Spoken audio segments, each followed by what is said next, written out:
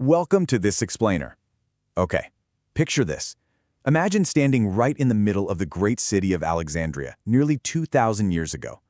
This place, sitting right on the Mediterranean coast of Egypt, is an absolute powerhouse of learning.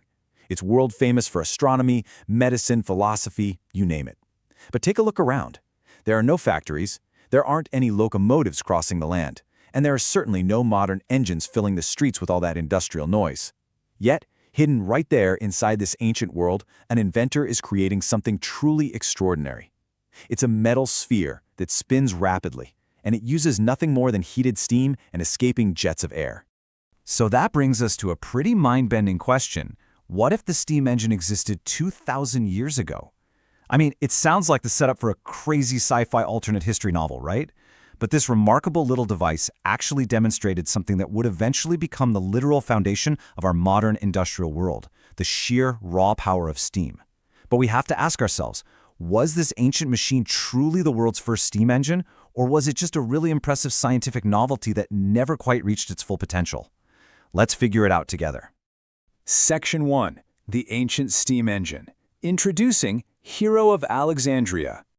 To really wrap our heads around this marvel, we have to meet the mind behind it. We're talking about a brilliant 1st-century mathematician and engineer known as Hero of Alexandria. And Hero, well, he was completely obsessed with the natural world. He didn't just want to look at it, he wanted to harness it. He spent his time tirelessly studying how natural forces, things like water, air pressure, and heat, could actually be transformed into physical mechanical effects. And the result? He built a device called the Aeolipile. That name often translates to the ball of Aeolus, which is a nice little nod to the ancient Greek keeper of the winds. Visually, the thing was elegantly simple. Picture a hollow metal sphere mounted perfectly so it can just rotate freely on its axis. Out of opposite sides of the sphere, you've got two small curved tubes sticking out. And finally, sitting right underneath this whole setup is a blazing heat source. Section 2. How the Aeolipile worked. Okay, let's dive into this and look at the actual mechanics. So Hero actually documented this exact device in his famous collection of mechanical and pneumatic inventions, a book appropriately named Pneumatica. Let's walk through how it builds pressure, step by step. First up, that heat source we just talked about sits below a closed basin of water, bringing it to a nice rolling boil.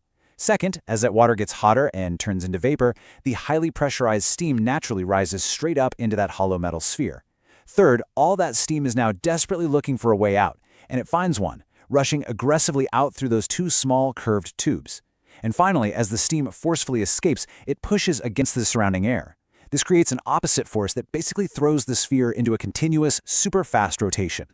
Now, what's absolutely fascinating here is the physics making all of that movement happen. Hero was actually harnessing what we now call a reaction force. As you can see by the definition, when a fluid or gas escapes in one direction, it produces an equal force in the exact opposite direction. And honestly, you've almost certainly tested this exact principle yourself. Think about blowing up a balloon, pinching it closed with your fingers, and then suddenly letting it go. The air rushes out the back and the balloon rockets forward all over the room, right? Well, the Aeolipile works the exact same way. The steam shoots out of the curved tube sideways, and that reaction force creates a torque that spins the metal ball. There are no hidden motors here, no gears, no animals walking on a treadmill. It is just the elegant, pure transformation of heat into mechanical motion. Section 3. The missing Industrial Revolution. So why didn't it happen then? All right, this is where things get legitimately mysterious.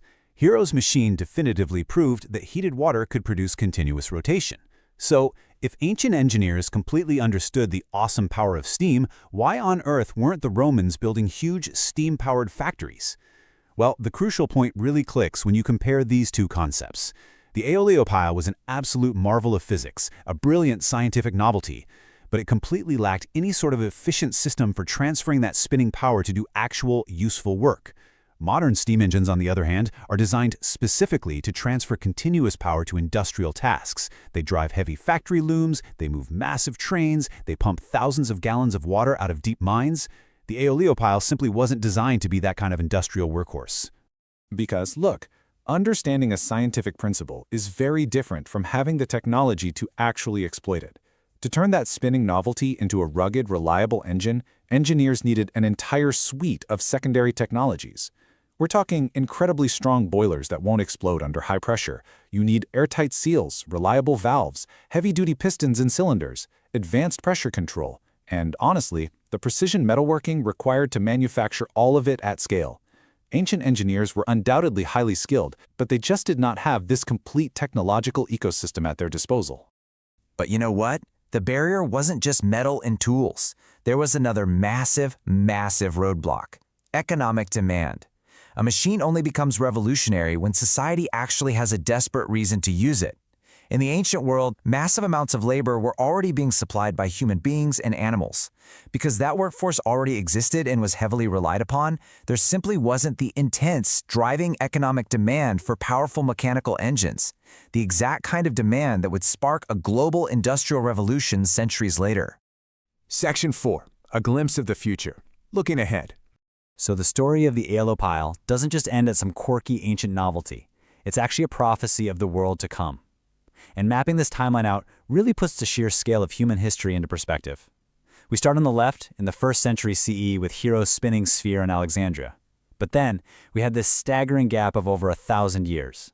It literally is until the 17th century the European scientists finally start experimenting with atmospheric pressure and steam again in any serious way.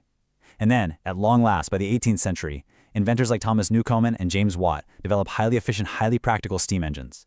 That is the moment steam finally explodes onto the global stage. Locomotives start crossing continents, steamships cross oceans, and the Industrial Revolution changes human civilization forever. And honestly, this brilliantly illustrates one of the most important lessons in all of history. Technological progress isn't always a straight line. We tend to think of invention as this steady, uninterrupted march forward, but the Aeolipile proves that an incredible idea can appear, completely vanish from practical use, and then just lie dormant for centuries. It just waited in the dark until another generation could rediscover the exact same principle, but this time armed with the engineering, the materials, and the fierce economic demand to finally push it forward. I want to leave you with this final thought. It wasn't the steam engine that changed the world. It was a glimpse of the engine that eventually would. Hero's Aeolipile teaches us something so profound about how human invention works. Sometimes the most world-altering ideas aren't immediately recognized for their true potential. From a tiny spinning metal ball in an ancient Egyptian city, all the way to the towering steam systems that built our modern world, the journey took 2 full millennia.